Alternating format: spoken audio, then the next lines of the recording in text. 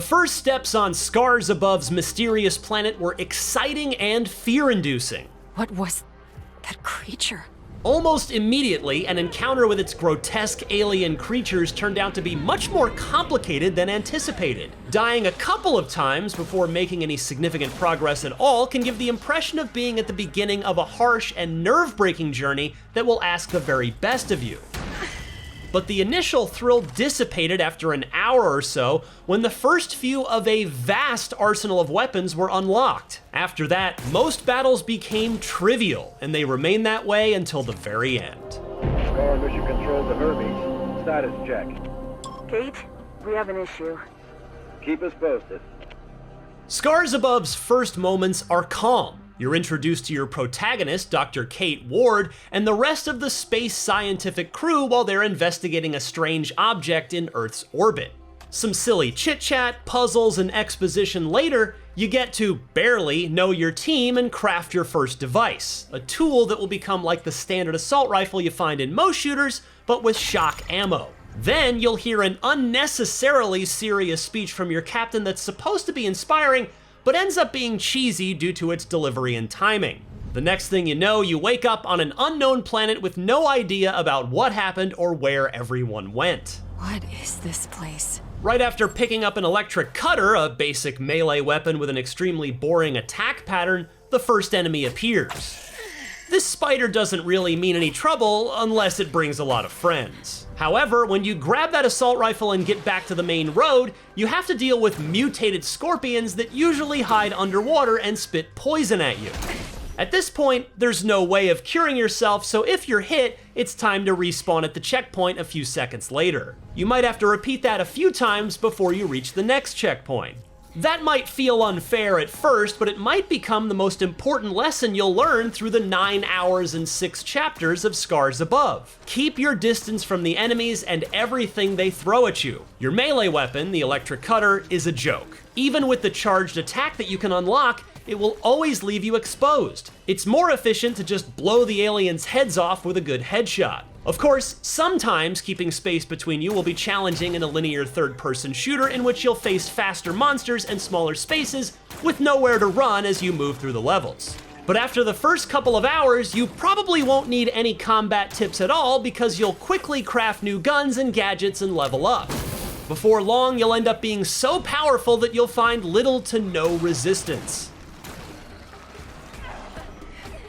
The weapons in Scars Above are the typical guns you'll expect from any type of shooter, but with an elemental twist. There's the aforementioned assault rifle with electric bullets, a gun you need to charge to shoot fire ammo, a grenade launcher that freezes enemies, and other variations. As you might imagine, you can chain attacks with these weapons and produce elemental reactions that will deal bonus damage to anything that comes near you, and you can also use the environment to your advantage. Fire and water bullets don't get on well, but shooting an enemy standing on water with your grenade launcher will freeze it faster. Some enemies will have a weak point that will tip you off to the element you want to shoot them with, and there are color-coded orbs around the levels that are effectively explosive barrels that deal elemental damage too. This elemental system is a clever way of making you think about which is the best and most effective plan against what's in front of you and constantly change up your weapons to adapt. It can be interesting for a while, until you realize that the system works a little too well.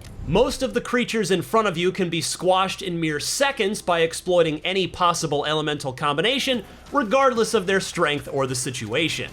Instead of being one part of a larger plan, shooting an electric orb at the right time can completely exterminate all the threats around. If this wasn't enough of an advantage, Kate has the ability to craft a variety of gadgets, such as a barrier that protects her for a few hits, and a fire grenade that turns the floor into lava for way too many seconds, among many others.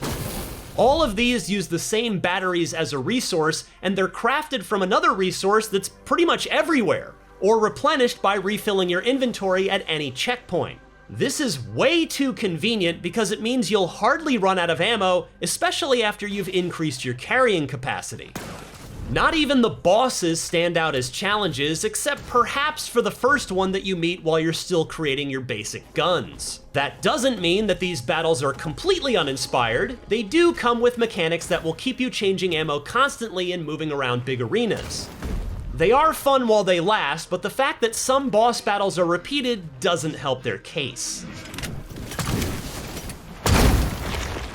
What's so frustrating about all of these issues is that Scars Above has its moments of pure joy. Facing a new creature for the first time normally involves a moment of genuine surprise, and figuring out how to handle them is engaging. Even being an unstoppable killing machine can bring satisfaction when you feel rewarded by perfectly understanding the tools at your disposal, or just by feeling your own power. And some of the later areas have designs that are surprisingly scatological and repulsive, but in a good way, and they stand out when compared to the dull plains and boring swamps from the earlier stages. The building blocks for a more engaging game are here, but they're surrounded by elements that lack polish, depth, and any sense of challenge.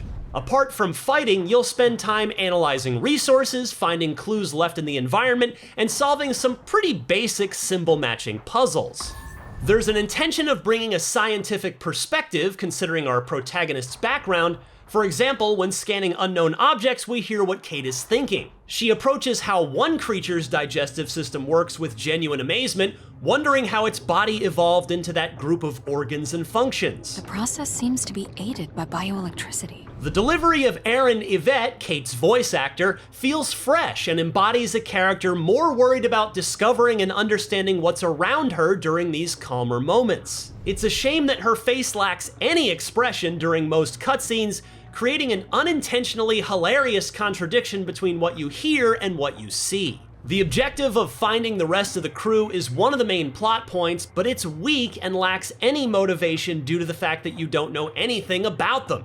As a result, the intended emotional moments don't land, and some of the transitions between scenes are incredibly abrupt, killing the pacing and the tension that had been built. Something similar could be said about the plot as a whole. While Kate's motivations are clear and you always know why you're doing what you're doing, it can't be said that it's interesting or original at all. The world of Scars Above feels flat, with some cool alien designs here and there, but not much else that made me want to explore every corner or find all the available audio logs.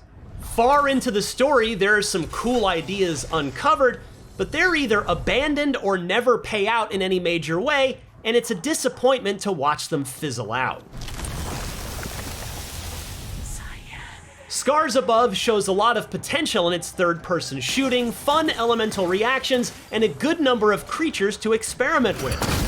The thrill of setting out to discover a new alien world is short-lived, however, due to the weapons and gadgets in your arsenal quickly growing so powerful that nothing poses a threat. And while there are a few excellent environments to explore, everything within them, the characters, story, and universe, feel weak and underdeveloped, giving you few reasons to stop and smell the alien roses once you've blasted your way through.